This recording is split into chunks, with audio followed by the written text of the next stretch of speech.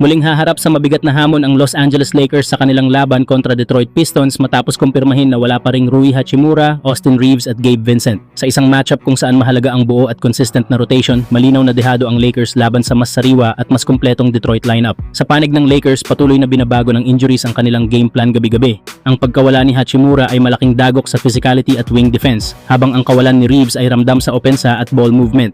Dagdag pa rito, hindi rin makakatulong si Vincent na sana'y mahalaga sa depensa laban sa mabilis na guards ng Pistons. Dahil dito, napipilitan ang coaching staff na mag-adjust muli at mas dumadagdag ang pressure sa natitirang rotation players. Samantala, mas malinaw ang advantage ng Pistons. Mas buo ang kanilang lineup at may momentum na gustong bawiin matapos ang kanilang huling pagkatalo. Sa ganitong sitwasyon, mas may continuity at mas kaunting adjustment na kailangang gawin ang Detroit. Isang bagay na malaking bentahe laban sa Lakers na pilit hinahabol ang consistency.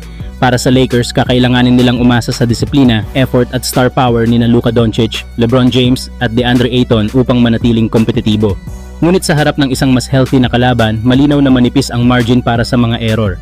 Isang maling stretch lang ay maaaring samantalahin agad ng Pistons. Kayo mga idol, sa tingin nyo ba kakayanin ng Lakers na lampasan ang injuries at manalo pa rin? O masyado nang mabigat ang sitwasyon laban sa isang mas kumpletong Detroit team? Samantala, deserve ni Nick Smith Jr. na mabigyan ng standard contract ng Los Angeles Lakers. Sa ngayon, two-way contract pa lamang ang hawak niya, pero kung pagbabasehan ang ipinapakita niya sa loob ng court, malinaw na handa na siyang mapasama sa regular lineup ng Lakers hanggang matapos ang season at papasok sa playoffs. Kitang-kita ang tiwala ng coaching staff sa kanya, lalo na kahapon sa laban kontra Sacramento Kings, kung saan nabigyan siya ng mas malaking pagkakataon dahil wala sina Austin Reeves at Gabe Vincent. Sa halos 24 na minuto na playing time, tumugon si Nick Smith Jr. ng 21 puntos at mas mahalaga pa, positive siya sa plus-minus, indikasyon na malaki ang impact niya habang nasa loob ng court.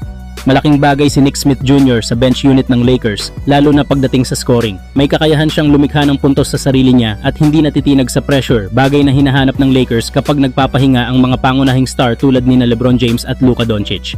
Sa mga ganitong sandali, nagagawa niyang suportahan ang opensa at panatilihing competitive ang laro. Dahil dito, lumalakas ang posibilidad na bago magsimula ang playoffs ay i-convert ng Lakers ang kontrata ni Nick Smith Jr. mula two-way patungong standard contract. Hindi na ito usapin ng potensyal. Pinapatunayan niya sa aktwal na laro na kaya niyang tumulong ngayon hindi lang sa hinaharap. Kayo mga idol, anong masasabi nyo? Deserve na ba ni Nick Smith Jr. ang standard contract sa Lakers? Samantala, isang galaw na tahimik pero may malaking saysay para sa Los Angeles Lakers ang pinag-uusapan ngayon sa paligid ng liga. Ang posibilidad na madagdag sina Malik Monk at Keon Ellis ay tumatama mismo sa mga kakulangan na matagal nang hinahanap ng LA ngayong season. Hindi na rin kailangan ng mahabang adjustment period. Parehong alam na kung paano mag-ambag sa loob ng isang sistema na may mataas na pressure. Si Malik Monk ang klase ng scorer na kayang magpabago ng momentum sa loob lamang ng ilang minuto. May dala siyang enerhiya, kumpiyansa at agresibong opensa mula sa bench, isang bagay na minsan ay nawawala sa Lakers kapag nagpapahinga ang mga pangunahing scorer. Kilala rin si Monk sa pagiging fearless sa malalaking sandali, bagay na mahalaga sa isang team na laging nasa ilalim ng spotlight. Samantala, si Keon Ellis naman ay nagbibigay ng balanse sa kabilang dulo ng court. Isang tahimik pero epektibong depensa, kayang bantayan ang mga perimeter threat, tumama sa open threes at gawin ang mga maliliit na detalye na hindi palaging lumalabas sa stat sheet. Sa isang Lakers team na naghahanap ng consistency sa depensa, malaking bagay ang ganoong klase ng kontribusyon.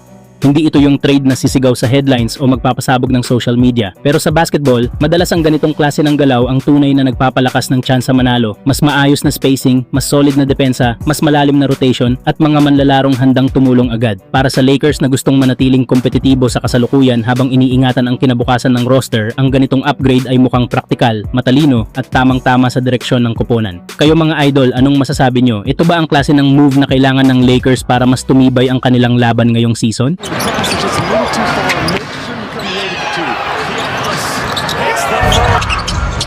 On the kick out.